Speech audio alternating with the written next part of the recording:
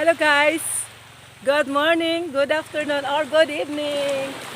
Welcome to Palawan, Talaodyong! Yes! Grabe guys, ang ganda ng lugar nila. Sobrang nakakamangha yung kapaligiran. Alam mo yung ang dagat nila ay napakakalmado. Ayan o.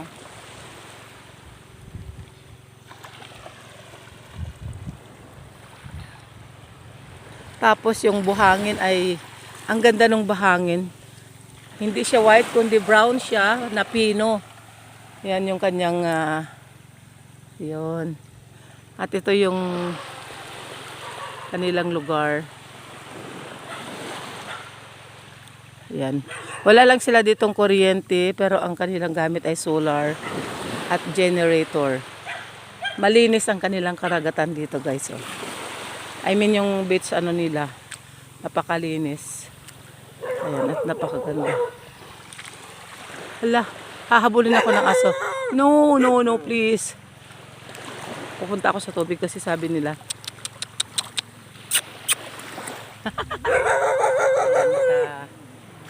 Hello, welcome to my vlog.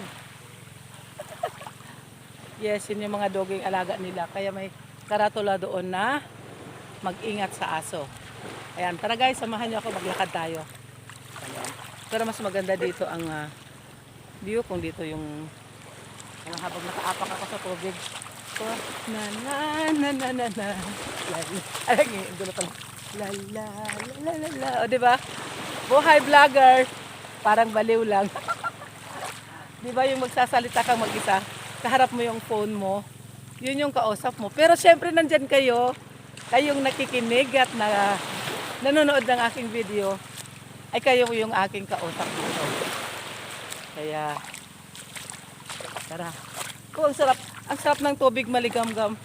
Masarap magtampisaw. Kaya parang gusto ko nang magtampisaw, pero mamaya-maya na. Ang sarap. Tapos ito yung malaking puno na nakahiga na siya, oh. Nakahiga siya. Pwede kang magsilong dyan, pwede kang magdala ng maglatag ng magsapin ka lang ba ng ano man at maglatag na ng pagkain dahil napakalilim nitong punong ito. Ayan, lalakarin ko siya hanggang doon sa may ano na yun, mga puno din na yun.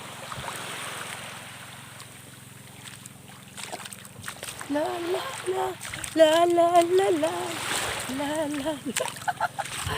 Ang saya-saya ko guys, promise. Alam mo, napakaswerte ko kasi may kaibigan ako na nag-aya sa akin dito na yung nilibre ako, ititreat ako at yun ay napaka-priceless nun at napaka-heartwarming, napaka-touching, lahat na. Diba may kaibigan kang ganon, dahil alam niya na wala naman tayo, wala naman ako din, pero nilibre niya ako, kaya sobrang pasalamat ako talaga dito sa kaibigan ko. Syempre, mega love shout out to you, Maria Rodora Makahito Dophel, sa iyong generosity, sa iyong kindness para isama ako sa ganitong lugar. At hindi lang ito. Ito pa lang ay first station. Wow, first station. Guys, kasi ang susunod destination is Coron, Palawan. Yes! Sobrang nakaka-excited. Ayan, may mga nangingisda. Hindi ko alam kung ano na yung nahuli nila. Ay, sorry. Ayan. Ano yan eh, yung mga namamanti or namimingwit. Ayan. Pero hanggang dito lang ako dapat. Hindi ako lalagpas kasi may nakasulat na private property, no trespassing. Hanggang dito pa yung property ng aking kaibigan. Yung atin itong kasama ko, si Nani, si ating Raquel. Napakalawak. Hanggang doon, paakyat doon sa bundok yung kanilang properties na nung araw na bili nila ito sa murang-murang halaga. Ngayon ang isang ektarya dito ay nagkakahalaga ng 60M. Imagine. Pero siyempre kung sa mga mayayaman, sa ganito kagandang lugar, alam mo yung ang ganda ng kanilang lugar kasi yung may kabilang bundok doon at kabilang bundok din dito. Tapos yung sa kanila parang pinaka siko ng dagat or ang tawag dito. Ito yung mga safe na lugar. Kasi hindi sila yung prone ng tidal wave or tsunami. Kaya napakaganda. Plus napapaligiran ka ng napakagandang kabundukan. Ayan. Yung dalawang layer na yun ng bundok, yung sa unang layer, dyan kami dumadaan papunta rito.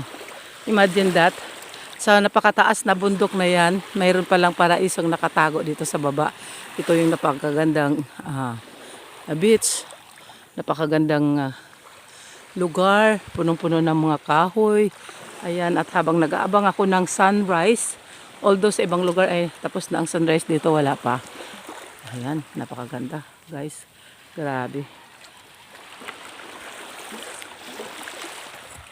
Para bang ayaw ko tapusin yung aking pagbibideo.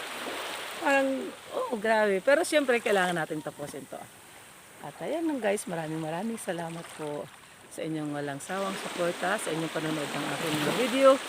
Ayan, mag-ingat po tayo palagi. God bless us all and Jesus loves you and Ma'am Shinings loves you.